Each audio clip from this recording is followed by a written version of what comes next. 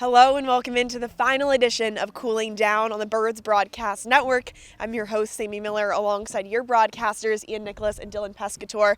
And tonight, the Firebirds were unable to get it done. The Bourne Braves are now your 2023 Cape Cod League champions, but these Firebirds have nothing to be ashamed of. They had an absolutely incredible and historic season, and it truly has been an honor for all three of us to be a part of it.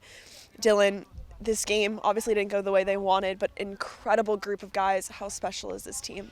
I mean, this team has been special since day one. We mentioned it. 10 guys from day one staying until game 51. That doesn't happen in the Cape Cod Baseball League. That doesn't happen in any summer league. And the fact that 10 guys were here from practice number one, I still remember that on a shiny, bright day here in Orleans, to today on August 13th.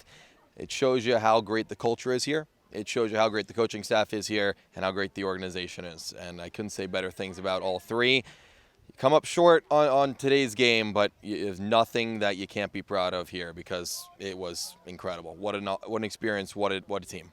And those foundational players have been everything for this team. Guys like Henry Hunter, Owen Carpellotti, Jake Casey, Fenwick Trimble. Without them, I can solidly say we would not be here today. The Firebirds would not have been competing for a championship. And Ian, this team still made history. The first time they've been to the championship since 2013. They were so close to bringing it home, but how proud are these fans of this team? Oh, everything, because this was such an easy team to root for. I mean, you just highlighted some of the guys who we have never had a negative interaction with, and we've only had great things to say about them as people. And when they perform, we're just so much more excited to cover them. That's why we do this, right? To cover good people who have good stories. There were so many good ones to tell this season. And I think the reason why this group not only had so much pull from the Orleans faithful, but across the league, is because they weren't the most talented, right? But they defied the odds every single time, starting 2-6, but keeping a nucleus of those guys who believed in themselves more than anybody else believed in them outside of Kelly Nicholson and this coaching staff. They come up short, but at the end of the day, when you look back at the season, you're not really going to think about that final game.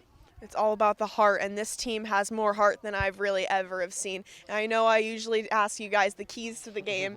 I now need the memories. Unfortunately, this season has now come to an end, but Dylan, what is some of your favorite memories from this year? Sammy, I can go on for 5 hours about memories from this year. It all started with day one at Hyannis, and we didn't even know if we were going to get the game in because it was raining. We were all standing underneath the balcony and just saying, oh, let's do a pregame show. And now we're doing our final postgame show, number 51. So many memories.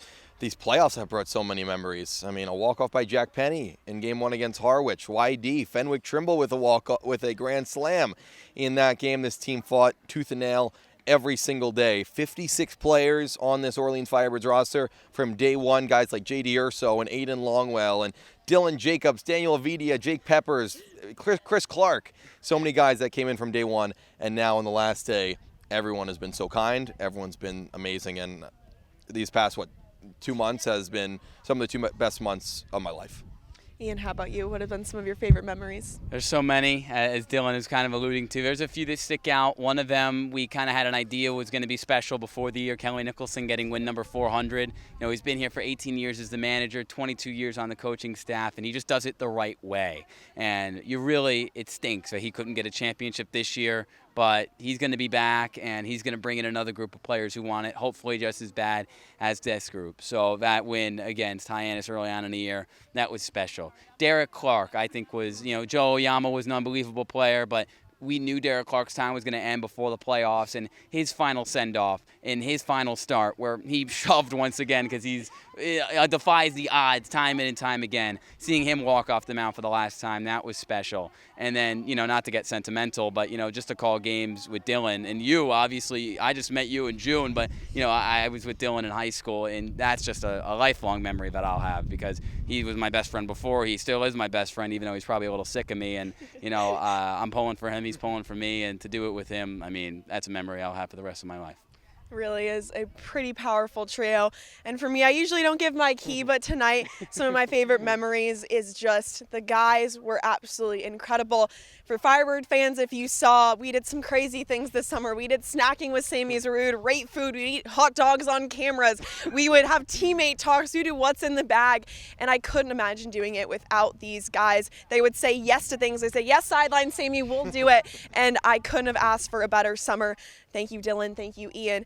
these post-game shows, the pre-game shows, everything that we do, I will truly never forget. And Firebird Nation, all the way down from the incredible manager, Kelly Nicholson, the whole coaching staff, the players, all of the executive board, we cannot thank you enough. The three of us have had the best summer of our lives. I don't think I could ever imagine doing it with anybody else.